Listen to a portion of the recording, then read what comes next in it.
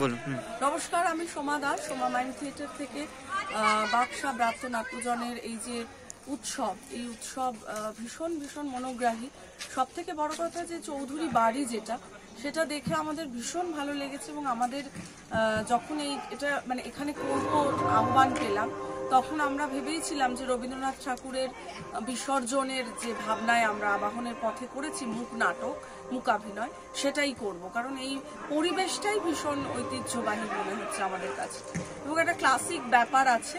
আর এখানকার আন্তরিকতা ভীষণ ভীষণ মনে রাখার মতন, কারণ শুরুতে ঢুকতেই আমাদের যেভাবে বরণ করা হলো সেটা নিশ্চয়ই একটা আন্তরিক এবং থিয়েটারের একটা অন্য ধরনের আবেদনকে কোথাও গিয়ে মনে করে দেয়। তো অনেক ভালো ভালো নাটক এসছে এবং দর্শক ভীষণ ভালো। তো আমার খুব ভালো লেগেছে এবং সুজিতদাকে, তার কলাকুশলীকে, সকলকে আমার দলের পক্ষ থেকে, সোমা মাইম থিয়েটারের পক্ষ থেকে অনেক অনেক ধন্যবাদ, অভিনন্দন। আরও এগিয়ে চলুক এই জয়যাত্রা। নমস্কার।